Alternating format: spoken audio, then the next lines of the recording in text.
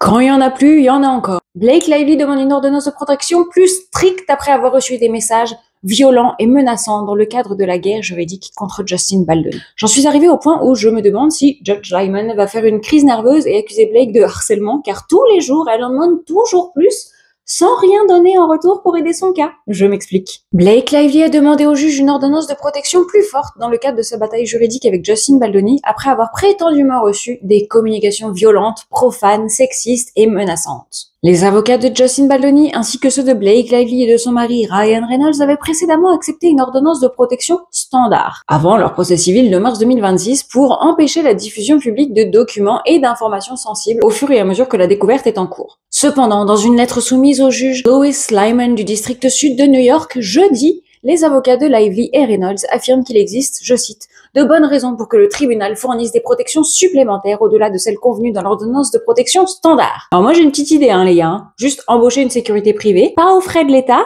et donc pas imputer sur les impôts des Américains, vous voyez? Ou alors engagez-vous à rendre à l'État les sommes avancées pour votre protection si jamais, au grand jamais, vous gagnez le procès. Après tout, selon vous, c'est gagné d'avance, non? Donc c'est qu'un détail. Autre chose, ok, vous avez des promos à assurer sur vos différents projets, mais temporairement, embauchez une équipe de community manager, ainsi qu'un conseiller en relation de crise. Comme ça, vous vous délestez du poids des commentaires négatifs, et au lieu de les lire un par un, soyez productifs, utilisez votre temps intelligemment et de manière constructive. Pourtant, c'est marrant, car je suis persuadée que ça vous a été bien utile de lire nos commentaires, car d'un seul coup, vous avez réorienté le procès vers le cœur du problème initial, à savoir le harcèlement de Blake sur son lieu de travail, alors qu'il faut bien l'avouer, pendant quelques semaines, vous étiez davantage inquiet à propos de sa réputation. La lettre adressée au juge cite la plainte modifiée de Lively contre Baldoni, déposée plus tôt cette semaine, qui allègue que l'ancienne actrice de Gossip Girl, ainsi que sa famille, d'autres membres du casting de It Ends With Us, divers témoins des faits, ainsi que des personnes qui ont publiquement exprimé leur soutien à l'actrice, ont reçu des communications violentes, profanes, sexistes et menaçantes. Alors, sorry, mais encore une fois, t'es la porte-parole de tout le monde en fait. Donc on est d'accord que si tu fais ça pour toi, tu demandes une protection plus pour tous ceux qui sont affectés, juste pour être sûr. Tu sais, ceux qui changent lentement mais sûrement leur fusil d'épaule, n'est-ce pas Brandon Sklenar?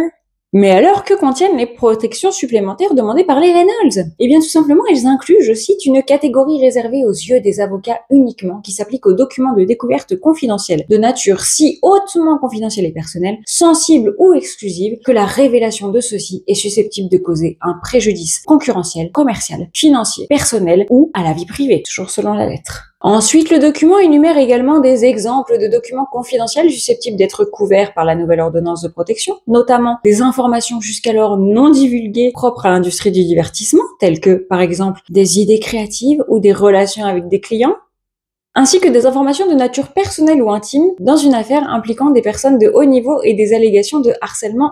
Taylor, tu te situes où là-dedans? Les avocats de Baldoni, quant à eux, se sont opposés aux modifications demandées à l'ordonnance de protection. Dans une déclaration au Post, vendredi, l'équipe de Baldoni a condamné l'envoi de messages violents, bien évidemment, ils sont pas pour, et a condamné une rhétorique dangereuse, tout en suggérant que l'acteur a reçu des menaces et des visites indésirables à son domicile où il vit avec ses 2 enfants et sa femme. Encore une fois, 2 personnes dans ce procès, 2 comportements complètement à l'opposé. Une femme, une mère de 4 enfants, qui jette la première pierre et qui vient chouiner des répercussions. Un homme qui aurait pu perdre sa carrière, sa femme, si elle avait cru, ne serait-ce que 30 secondes, les allégations de Blake Lively. Genre, mince, est-ce que c'est vrai? Est-ce que mon mari aurait pu faire ça, celui que je connais depuis longtemps? Tu vois, enfin, ça peut arriver dans la tête d'une femme, en fait. Bref, il aurait pu perdre son business et sa famille, il reçoit des messages haineux, voire par les fans de Blake qui veulent la croire coûte que coûte. Moi aussi, je vous ai toujours dit, je veux bien la croire, elle n'a qu'à m'apporter les preuves. Et le mec, lui, il dit rien, il encaisse et il passe du temps à Hawaï, en famille, à se ressourcer. Je reviens à la déclaration de l'avocat de Baldoni. Quiconque reçoit des messages violents de la part des parties anonymes est odieux. Lorsque des parties privées ont été accusées à tort par Blake Lively et son équipe rémunérée d'actes répréhensibles, elles ont reçu des menaces de continu et des visites dans des maisons privées où résident de jeunes enfants après que leurs adresses ont été divulguées lors de ces plaintes initiales. Donc en réponse au fait qu'elle ait divulgué l'adresse des Baldoni, voilà ce que l'avocat des Reynolds et Lively a fait valoir. Il fait valoir que la divulgation de certaines informations était, je cite, tout à fait prévisible, probable et inévitable. Et que bien sûr cela pouvait entraîner une violation de la vie privée du couple, les exposant à des menaces et créant un climat d'intimidation possible des témoins. Dans sa plainte modifiée déposée mardi, Blake Lively a abordé certaines des réactions négatives qu'elle a reçues l'été dernier en raison de la prétendue campagne de diffamation de Baldoni. Non Blake, stop avec ça! Tu t'es créé ça tout seul. Les commentaires négatifs, ils viennent de tes propres actions. L'amendement de la plainte affirme que l'impact émotionnel de la guerre d'opinion publique en ligne a été extrême pour Blake Lively, Ryan Reynolds et leurs 4 enfants. Je cite Ryan Reynolds, « Il y a des jours où elle a du mal à sortir du lit et elle choisit souvent de ne pas s'aventurer dehors en public alors qu'elle s'est battue pour préserver sa vie personnelle et ses intérêts professionnels derrière les portes closes. Elle a souffert de chagrin, de peur, de traumatisme et d'une anxiété extrême. » Dans le dossier, on peut également lire que Ryan Reynolds a été affecté mentalement, physiquement et professionnellement par la douleur de sa femme et de ses enfants. Ah mais attends, du coup c'est parce que t'as été affecté que tu te mets à faire des blagues sur le plateau du SNL par rapport à la situation que ta femme a vécue et qui l'a mis dans cet état et qui vous a mis, vous, en tant que famille, dans cet état?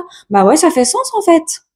Je continue. Le pire cependant a été l'impact sur leurs jeunes enfants qui ont été traumatisés et bouleversés émotionnellement d'une manière qui a eu des répercussions considérables sur leur bien-être. Mais on en parle de ce qu'elle a fait vivre à Justin et à tous les membres de sa famille avec ses allégations pour le moment totalement infondées? On en parle du fait que la seule chose que Justin ait dit pour le moment, c'est qu'il était épuisé? En sachant que c'est un homme d'une extrême vulnérabilité et sensibilité, peut-être parfois trop, je dis pas qu'il est parfait. On peut imaginer ce qu'il ressent en sachant qu'il est accusé de choses qu'il n'a jamais eu l'intention de faire, à savoir, je cite et je reviens dessus, rendre Blake inconfortable sur un plateau de tournage. À la base, tout part de là. D'ailleurs, en parlant d'allégations, elle est en train d'essayer de ruiner la réputation, voire plus, de Jamie Heath, en affirmant qu'il l'a mis mal à l'aise avec Jenny Slate, uniquement avec des mots, hein. Encore une fois, on ne sait pas lesquels, ne soyez pas trop excités, on sait pas ce qu'il a dit à Jenny. Je dis bien des mots pour lui proposer de rembourser la caution qu'elle avait versée pour un appartement dans lequel elle ne se sentait pas à l'aise. Bah oui, tiens, Baldoni rétorque un petit peu trop fort, alors on va essayer de faire tomber son pote, Jamie Heath. C'est la première fois qu'on entend parler de ce sujet, hein. Et quel sujet d'ailleurs? Quelle preuve? Le mec te dit, enfin, j'imagine, hein, bah tiens, pour ton bien-être, si tu te sens pas bien dans l'appartement de location que tu viens de prendre et pour toute la durée du tournage, on le prend à la charge de nos studios Wayfarer. C'est encore des frais qui sont pas dans le budget, mais on est prêt à le faire. Ah bah oui, je comprends, ça te met mal à l'aise, ouais.